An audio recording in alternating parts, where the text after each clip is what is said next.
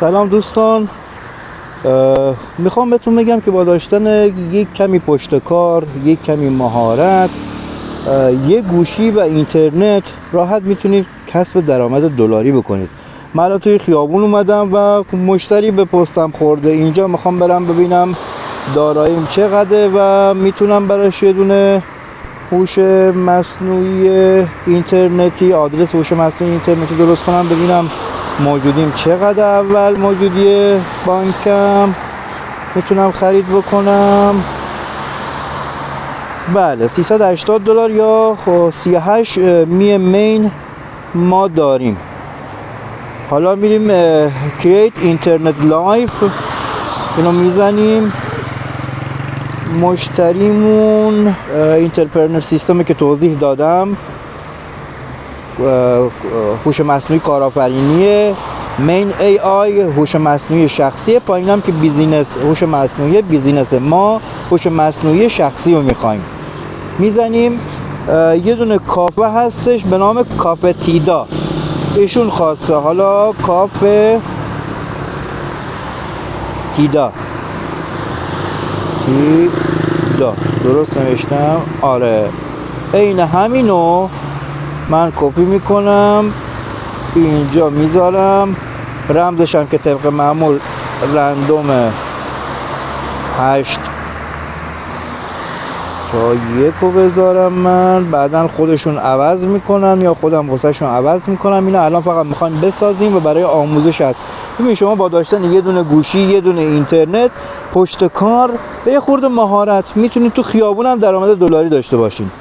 آقا شارژ گوشی هم داره تموم میشه. کریئتورم که خودم هستم، اینم بزنم کرییت اینترنت ساکسس شد، درست شد، تمام. حالا بریم فعالش هم بکنیم اگر شارژم اجازه بده.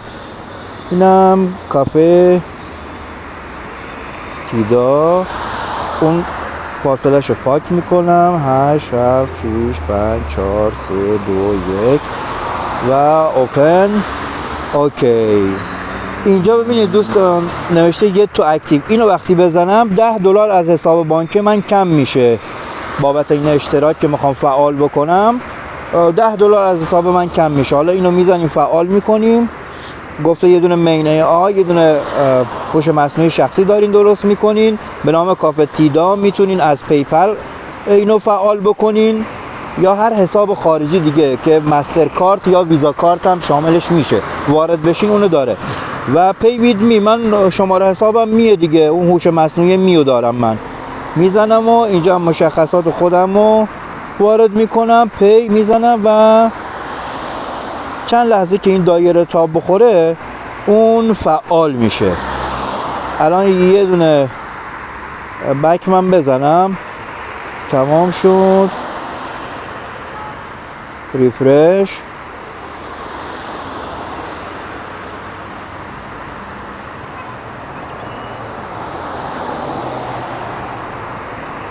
هم شارژ من پایینه، هم سرعت اینترنت کمی پایینه، اما خب میشه انجامش داد.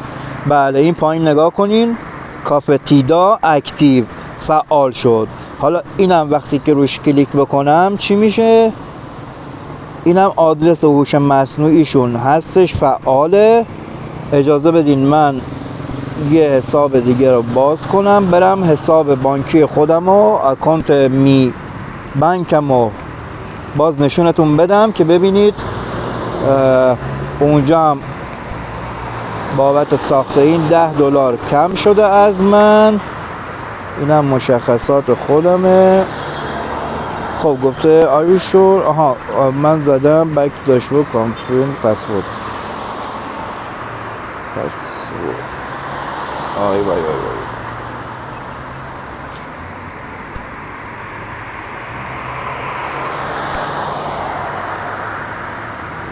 خب وارد شد. یه خورده قبلش گیر داد.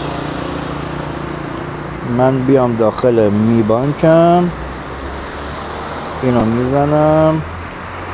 آها دوستان ببینید، ببخشید صدا میاد دیگه، من تو خیابونم. الان اینجا ببینید 38 بود شد 37 مین و عددش هم $380 بود، الان شد $370.